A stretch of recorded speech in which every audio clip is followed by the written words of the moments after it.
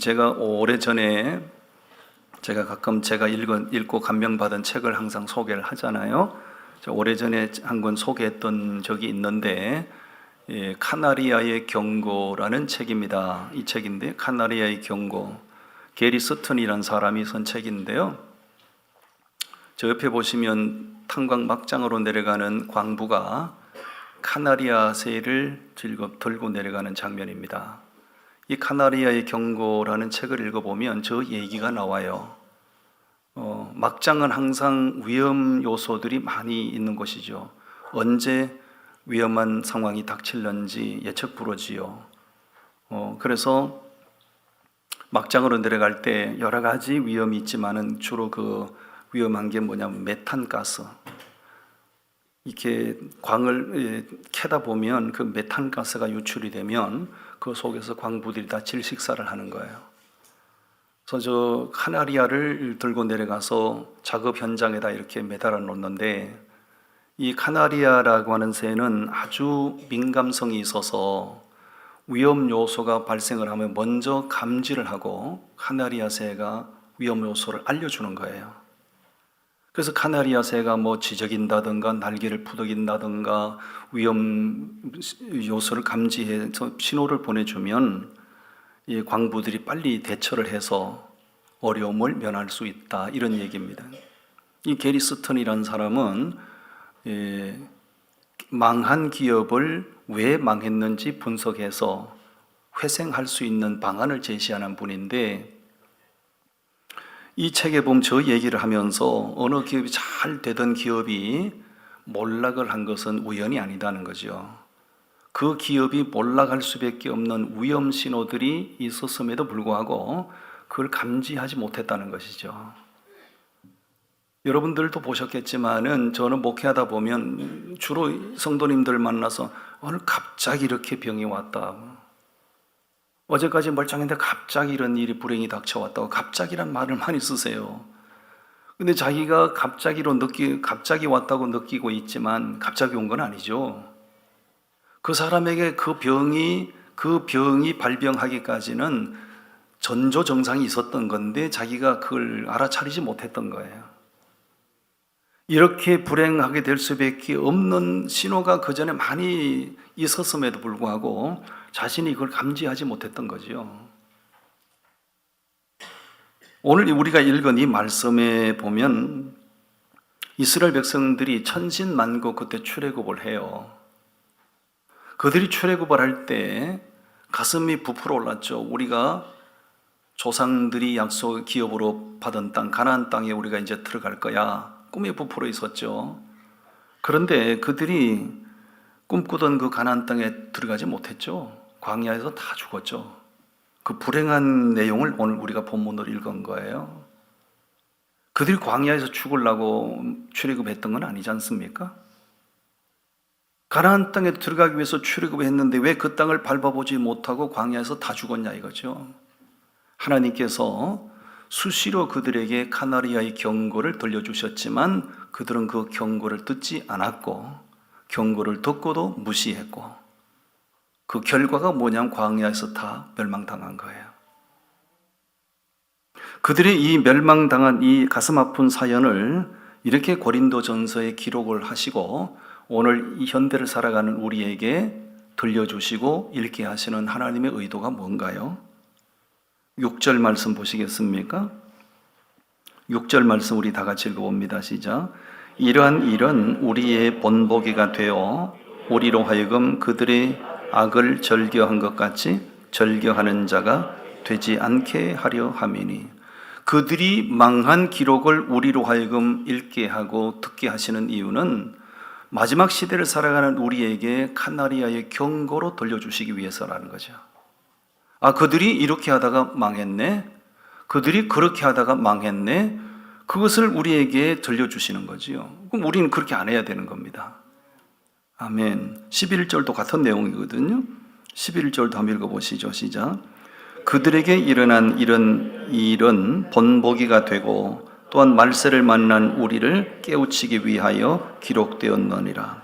마지막 시대를 살아가는 우리에게 카나리아의 경고로 들려주시려고 이 가슴 아픈 사건을 기록했다 그 얘기입니다. 그래서 오늘 말씀의 제목이 경계해야 합니다는 제목인데, 이 마지막 시대를 살아갈수록 우리는 경계해야 될 일들이 훨씬 더 많습니다.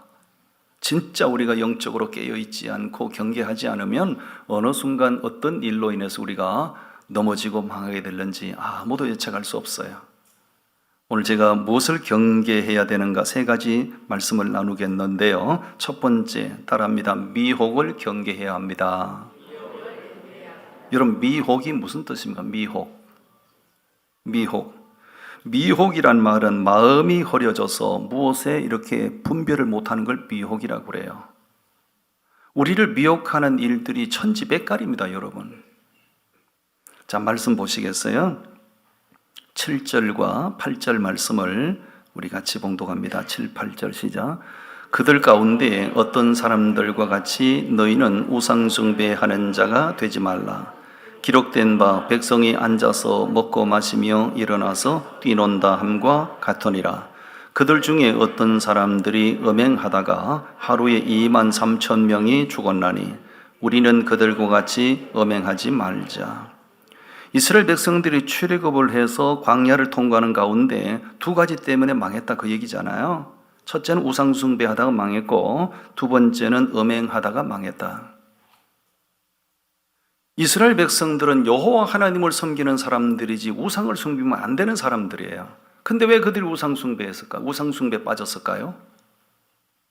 광야를 통과하는 가운데 그 땅에 살고 있던 수많은 이방 족속들, 하나님이 아닌 잡단 우상을 섬기는 그 사람들로부터 미혹을 받은 것이죠. 미혹. 그러면 안 되는데 그들을 상대하면서 그들의 영향을 받아서 우상을 받아들이고 우상 숭배했다는 그 얘기죠. 그 다음에 음행하다가 하루에 23,000명이 떼죽음을 당했다는 거예요. 이게 이제 민수기에 기록되어 있는 사건인데, 가나안 땅을 향해서 가는데 모압 땅을 통과해 가는데 이 모압 나라 왕이 악한 왕이었어요. 이스라엘 백성들이 자기 땅을 통과하는 것에 대한 거부감이 있었어요. 그리고 이스라엘이 가나안 땅에 정착하는 걸 원치 않았던 사람이에요. 그래서 이 모압 나라 왕이 이스라엘 백성들을 망하게 해야 되겠다. 그래서 미인계를 썼던 거예요. 아주 아름다운 여성들을 동원해서 이스라엘 백성들의 남성들을 성적으로 유혹했던 것이죠. 그 일의 미혹을 받아서 몇 명이 죽었다고요? 여러분, 23,000명이요. 어마어마합니다. 이스라엘 백성들 가운데 죽은 사람들이 23,000, 그 전부 다 힘을 쓰는 남성들이 다 죽었다고요. 광야 생활 내내 하나님께서 그들에게 카나리아의 경고를 들려주셨지만 하나님은 그들은 그 경고를 무시했어요. 어떤 방법으로 누구를 통하여 카나리아의 경고를 들려주셨을까요? 하나님이 그들을 위하여 세우신 지도자 모세를 통하여 그건 하지 마세요. 그렇게 하시면 안 됩니다. 하나님의 뜻은 이렇습니다. 이렇게 하셔야 돼요. 그 뭐예요? 모세가 자기 생각을 전한 거예요? 하나님의 메시지를 전한 거예요? 하나님의 메시지를 전한 것이었죠. 그렇다면 모세를 통하여 들려주시는 그 메시지가 하나님의 메시지면 그 메시지에 귀를 기울였어야 되는 거죠. 근데 이스라엘 백성들은 귀를 기울이지 않았거든요. 오늘 우리에게 영적으로 주시는 깨달음이 뭡니까? 하나님을 믿는 사람으로서 절대로 우리가 발을 딛고 관계하며 살아가는 수많은 이방인들, 하나님과 상관없이 살아가는 그 사람들을 통해서 우리는 미혹을 받지 않도록 주의하셔야 됩니다. 우리가 다 예수님을 믿는 사람들만 상관하고 살면 참 좋겠는데 인생살이라고 하는 게 그렇지 않습니다. 당장 오늘 주일 지나고 내일 월요일 날 직장에 출근하시면 여러분 함께 일하시는 직장 동료들이 교회 다니는 사람보다 교회 안 다니는 사람이 더 많잖아요. 그런 사람들하고 상대하다 보면 내가 정체성을 확실하게 하지 못하면 그들로부터 영향을 받게 되는 거예요. 미혹을 받게 되는 거예요. 미혹을 받으면 어떻게 되죠? 반드시 우리는 무너지게 돼 있고 멸망을 당하게 돼 있는 것이에요. 제가 미국에 살 때 미국에는 메이저 언론사 가운데 폭스 TV가 있어요. 폭스 TV, CNN도 있고 MBC도 있고 폭스 TV가 가장 강력한 메이저 언론이에요. 그 폭스 TV에서요, 많은 찬반 논란이 있는데도 불구하고 폭스 TV 파워가 있다 보니까요, 반대 목소리를 무시하고 그냥 방영을 강행했던 프로가 하나 있거든요. 그 제목이 뭐냐면 템테이션 아일랜드라는, 유혹의 섬이라는 제목이 그렇습니다. 저도 이걸 굉장히 관심 있게 봤어요. 여기 방송에 보면 서로 결혼을 약속한 4커플이 나옵니다. 이 사람들이거든요. 이 사람들은 서로 사랑하는 관계고 결혼하고 장래를 약속한 사람들이에요. 근데 이 사람들을 아주 아름다운 환상적인 섬으로 이제 초대를 한다고요. 이 사람들은 모르고 초대받아 간 거예요.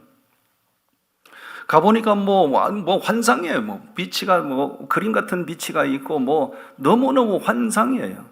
이야, 이런 정말 환상적인 섬에 우리를 초대해 줬구나.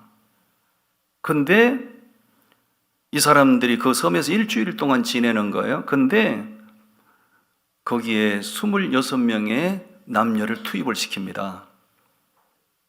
26명의 남녀가 어떤 사람들인가? 여성들은 아주 관능미가 넘치는 그야말로 절세 미인들하고, 남성들은 근육이 잘 발달된 아주 매너가 끝내주는 남성들, 이런 사람들 26명을 거기 투입을 시킨다고요. 그래서 결혼을 약속한 이 사람들에게 계속해서 매너 있게 자꾸 접촉을 하는 거예요. 관능미가 넘치는 여성들이 가서 남성들에게 자꾸 이제 접촉을 하는 거예요. 이게 처음에는 자기 사랑, 결혼을 약속한 사람밖에 눈에 보이지 않았는데, 이런 아름다운 여성들, 이렇게 멋진 매너 좋은 남성들이 와서 계속 이렇게 유혹을 하니까 결혼을 약속한 여성들은 자기 남자와 그 남자들 자꾸 비교를 하는 거예요. 남성들은 자기와 결혼한 여성과 그 관능미가 넘치는 여성들을 비교하기 시작해요. 처음에는 경계하다가, 그 다음에 비교를 하다가, 나중에는 나도 저렇게 관능미가 멋지게 예쁜 여성들과 사귀어보면 얼마나 좋을까. 결혼하기로 한 남성들은 저렇게 관능미가 넘치는 여성과 한번 살아보면 얼마나 좋을까. 여성들은 저렇게 근육이 발달되고 매너가 끝내주는 저런 남성과 한번 사귀어보면 얼마나 좋을까. 그런 걸 미혹이 됐다고 말하는 거예요. 이 방송의 결과는 무엇이었을까요? 4커플이 결혼하기 장래를 약속했는데 4커플들이 어떻게 됐을까요? 다 깨졌습니다. 다 깨졌습니다. 서로 사랑하고 서로 장래를 약속하고 결혼하기로 한 관계인데 그 유혹을 이게 사회적인 실험이었거든요. 그 유혹을 이기지 못한 내상이 다 깨진 거예요. 최악의 환경, 최악의 상황에 처하게 된 거죠. 그래서 자신들이 최악의 상황에 처했음을 알게 됐을 때 그 내상의 남녀들이 자기 머리를 쥐어 뜯으면서 내 인생 다 망가졌어, 탄식하는 장면으로 끝이 나요. 이게 실험 방송이었거든요. 저는 그 방송을 보면서 우리에게 주는 메시지가 너무 생생했던 거예요. 우리를 유혹하는 그 현상들이 시시한 것이면 우리가 잘 대처를 할 텐데, 우리를 미혹하는 그 현상들이 별것 아니면 우리가 그냥 이렇게 물리칠 수도 있겠는데, 문제는 정말 우리의 이 감정, 우리의 어떤 사고를 그냥 여지없이 무너뜨릴 만한 그런 상황들이 우리를 미혹할 때 우리의 정체성이 확실하지 않으면 다 미혹당하고 넘어지는 거예요. 이스라엘 백성들이 광야에서 죽으려고 출애굽했냐고요? 우리 이제 약속의 땅에 들어가야지, 그 땅에 들어가야 돼. 거기서 우리가 아들, 딸 낳고 거기서 하나님의 약속의 땅에 오서 우리가 잘 살아야지. 환상을 가지고 나왔지만 그 땅을 밟아보지 못하고 광야에서 다 죽었다고요? 왜요? 미혹을 경계하지 못해서 그런 거예요. 사랑하는 성도 여러분, 우리가 살아가는 이 세상, 발을 딛고 살아가는 이 세상, 너무너무 우리를 미혹하는 현상들이 많고요. 우리의 신앙의 정체성을 뿌리째 흔들어 놓는 미혹의 현상들이 너무너무 많아요. 미혹을 경계하십시오. 이단에 넘어가는 사람들도 다 그래요. 미혹을 경계하지 못해서 그런 거예요. 미혹을 경계하셔서 저도 천국에서, 여러분도 천국에서 주의 얼굴을 대하는 은혜가 있기를 바랍니다. 아멘. 두 번째 우리가 경계해야 될 것이 있어요. 9절 10절인데 불평하는 것, 원망하는 것, 이거 철저히 경계하셔야 됩니다. 우리 9절 10절 말씀을 함께 봉독합니다. 시작. 그들 가운데 어떤 사람들이 주를 시험하다가 뱀에게 멸망하였나니 우리는 그들과 같이 시험하지 말자. 그들 가운데 어떤 사람들이 원망하다가 멸망시키는 자에게 멸망하였나니 너희는 그들과 같이 원망하지 말라. 아멘. 하나님을 시험했다는 얘기는 불평했다, 원망했다, 그래서 하나님 시험했다라고 표현을 해요. 출애굽을 시키신 분도 하나님이신데, 그럼 하나님이 자기 백성을 출애굽을 시키셨으면 얼마든지 빨리 갈 수 있는 길이 있었고요, 편히 갈 수 있는 길이 있었는데요, 하나님 그 길로 인도하시지 않았죠. 하나님이 의도적으로 광야로 돌려 인도하셨어요. 하나님이 생각이 없어서 그런 분이 아닙니다. 왜 하나님이 이스라엘 백성들을 자기 백성 삼으시고 그들을 끔찍이도 아끼고 사랑하시는데 왜 빠른 길로 편리한 길로 인도하시지 않고 광야로 돌려 인도하셨나요? 그들에게는 연단이 필요하고 그들에게는 훈련이 필요해서 하나님이 그러셨던 거예요. 그 하나님의 의도를 알지 못하다 보니 물이 없으면 물이 없다 불평, 길이 나쁘면 길이 나쁘다 불평, 때로는 심지어는 불평이 극에 달하니까 어때요? 하나님이 자신들을 위하여 세운 지도자 모세까지도 저 사람 우리 때려 죽이자고 그랬잖아요. 모세 돌로 쳐 죽이자고 그랬잖아요. 여러분, 모세를 그들의 지도자로 세우신 분이 누구시죠?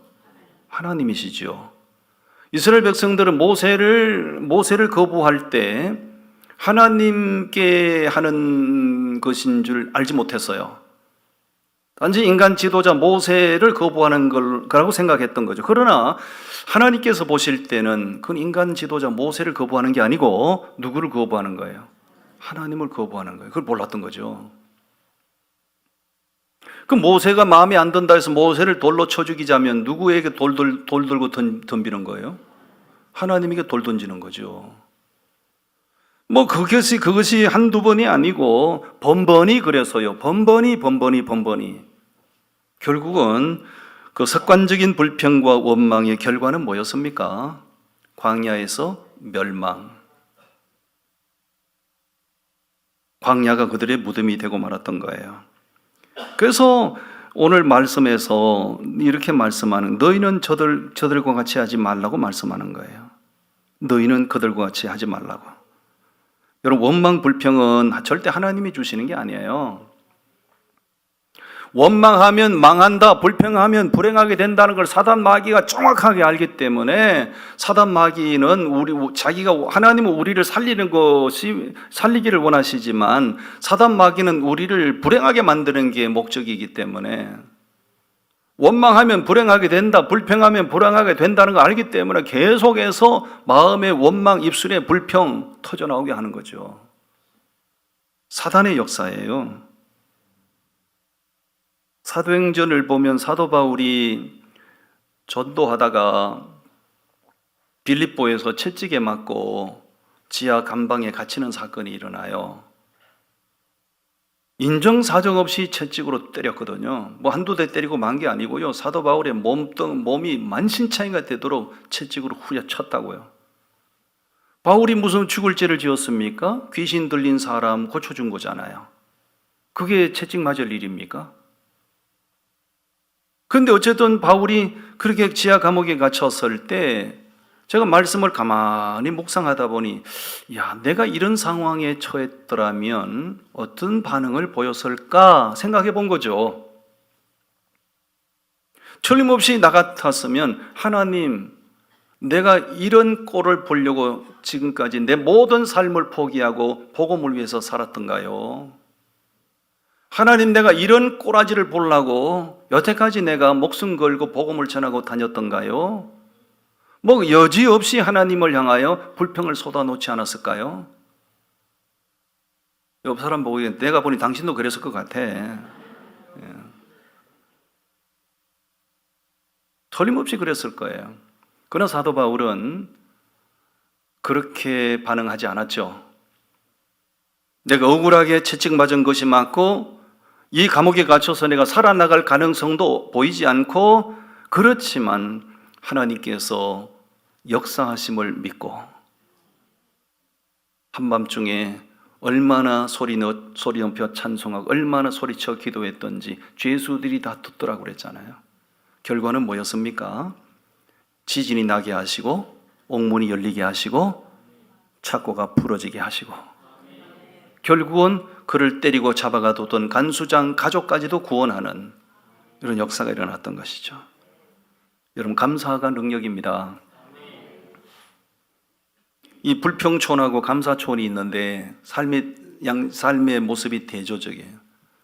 불평촌에 사는 사람들은 매사의 불평, 범사의 불평. 그들에게는 감사가 없는 거예요. 그런데 불평촌에 사는 사람이 감사촌에 사는 사람들 보고 이해가 안 되는 거죠. 입만 열면 감사, 앉아도 감사, 누워도 감사, 차빠져도 감사. 도대체 저 사람들이 뭐냐 저게. 저 사람들이 도대체 저렇게 감사하고 사는 게 이해가 안 된다 이거지. 그래서 불평촌에 한 사람이 용기 내서 감사촌에 탐색을 갔다는 거지.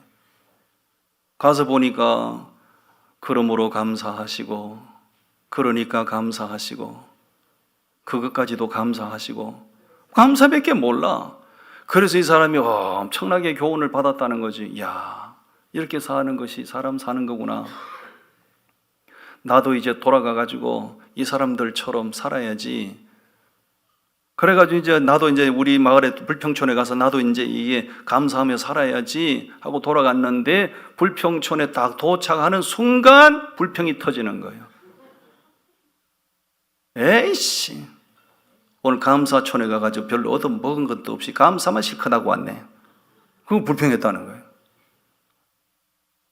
여러분, 불평을 거치고 감사하며 살아야 할 이유가 있습니다. 왜? 감사하는 만큼 행복해지니까요. 따라합니다. 감사하는 만큼 행복해집니다. 태산 같은 재산을 가져서도 당신의 마음에 감사가 없고 당신의 입술에 감사가 없으면 당신은 가장 불행한 사람이에요. 남들이 볼 때 내가 최악의 상황에 처한 것 같아도 내 마음에 감사가 있고 입술에 감사가 있으면 나는 이 세상에서 행복한 사람이에요. 그러니까 감사하시고, 그럼에도 감사하시고, 그럴수록 감사하시고, 그것까지도 감사하시고. 아멘. 서로 옆 사람 1대1로 서로 하세요. 그러니까 감사하시고, 그럼에도 감사하시고, 그럴수록 감사하시고, 그것까지도 감사하시고. 아멘. 아멘. 정상적인 사람으로 이성적으로 볼 때 도저히 이건 감사할 수 없어 라는 상황을 우리가 당할 수 있잖아요. 근데 그것까지도 감사하세요. 내가 건강하게 평생을 살아야 하는데 뭐야 이게, 생각지도 못한 암병이 내 몸을 만신창이로 만들고 너무 고통스럽게 만들어. 그것까지도 감사하세요. 감사할 때 당신이 행복한 사람이에요. 아멘. 절대 우리가 불평하는 것, 원망하는 것, 이건 정말 경계하셔야 돼요. 왜? 그렇게 하면 불행하게 되니까요. 그렇게 하면 인생 확실히 망하니까요. 아멘입니까? 마지막 세 번째 우리가 정말 경계해야 될 게 있어요. 그게 뭐냐면 11절 12절 말씀에서 교만을 경계하셔야 됩니다. 교만 경계하셔야 돼요. 자, 12절 말씀을 다 같이 읽겠습니다. 12절 시작. 그런즉 선줄로 생각하는 자는 넘어질까 조심하라. 아멘. 선줄로 생각하는 자는 넘어질까 조심하라. 무슨 뜻입니까? 교만하지 않도록 조심하세요. 그런 뜻이에요.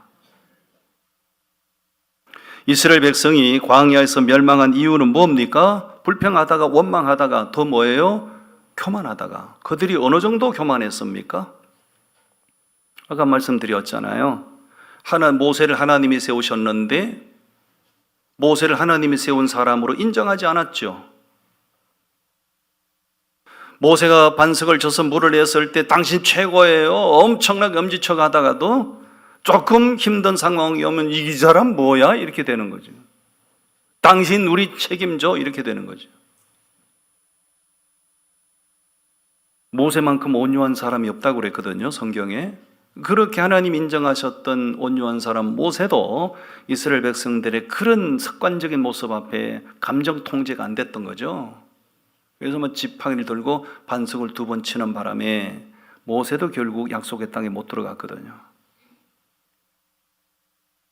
여러분, 습관적인 불평, 그것이 바로 그들의 교만한 모습을 적나라하게 드러낸 것이지요. 잠언서에 보면 이런 말씀이 있어요. 잠언서 6장에 보시면 하나님이 극도로 싫어하시는 6, 7가지가 있는데요. 하나님이 진짜 민감하게 싫어하시는 거 6, 7가지가 있는데 그 첫 번째가 뭐라고 그랬어요? 교만한 눈이라고 그래서요. 하나님은 교만을 진짜 싫어합니다.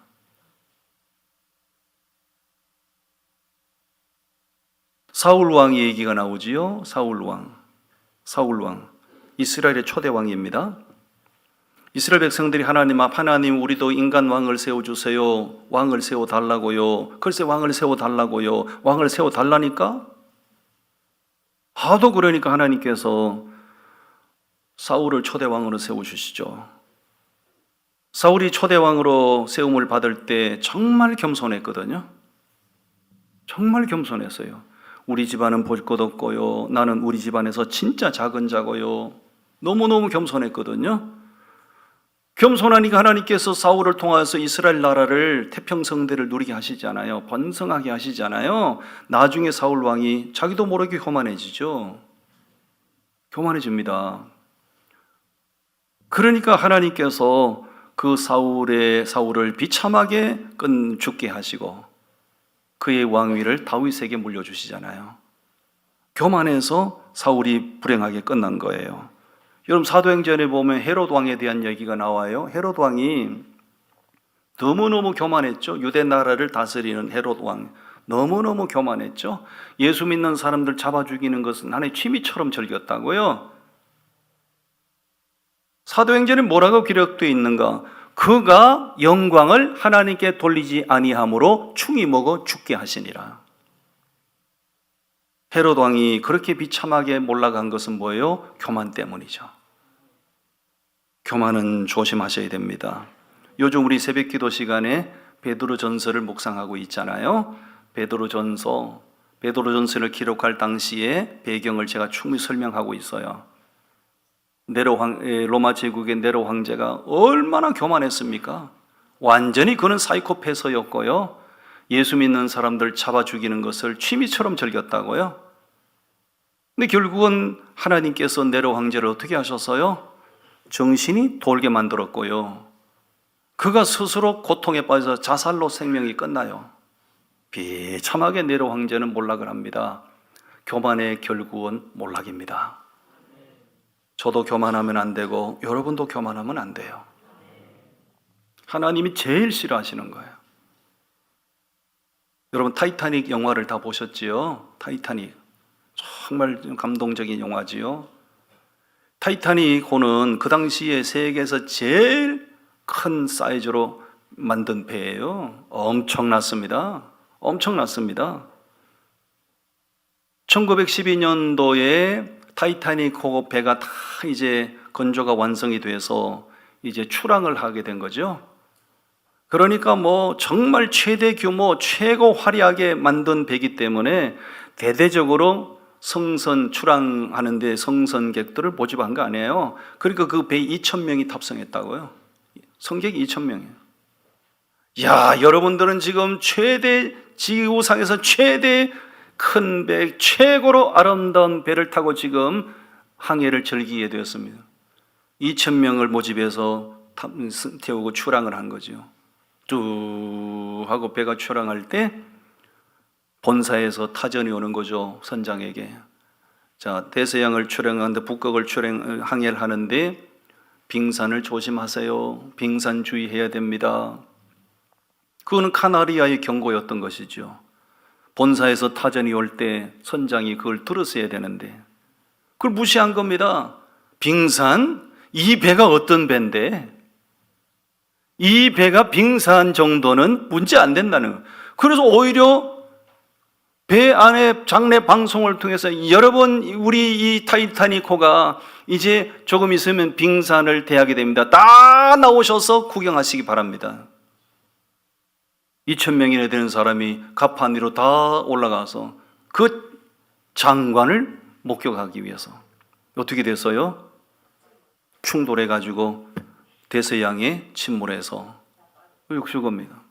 대서양에 침몰해서 2,000명 가운데 한 200여 명 생존해 구출이 됐고 나머지는 다 죽었습니다. 그 사람들 지금도 저 이때 선장 한 사람 잘못 만나가지고요.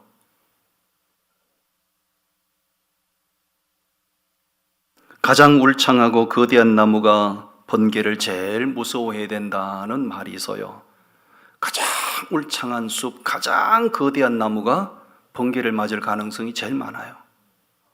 낮은 나무는 번개 맞을 가능성이 없어요. 옆 사람 보고 얘기했어요. 아담하셔서 참 축하드립니다. 키가 멀 때까지 큰 사람들은 조심하셔야 돼요. 뭐 좀 잘났다고 거들먹거리고 뭐 좀 가졌다고 그냥 교만하고 자기 뱉기에 자기가 최고인 줄 알고 이런 사람들 번개 맞을 가능성이 많아. 조심하셔야 돼요. 이 교만이 얼마나 이게 잠시도 경계를 늦출 수 없는 이유가 이 교만이라고 하는 것은 바깥에서 막 이렇게 밀고 들어오는 게 아니고 내 속에서 나도 모르게 일어나니까 이게 미치고 환장하는 거예요. 내 속에서 나도 모르게 교만이 선뿌리가 돋아나고 자라나는 거예요. 스스로 자기 통제가 안 되면, 자기 분별이 안 되면 자기도 모르게 자기 속에서 돋아난 교만 때문에 넘어지는 거예요. 저도 더 많이 조심하고 여러분들 다 경계하시고 우리 하나님의 보좌 앞에 서는 그날까지 멋지게 신앙생활 해 가시기를 바랍니다. 기도하겠습니다. 하나님 감사합니다.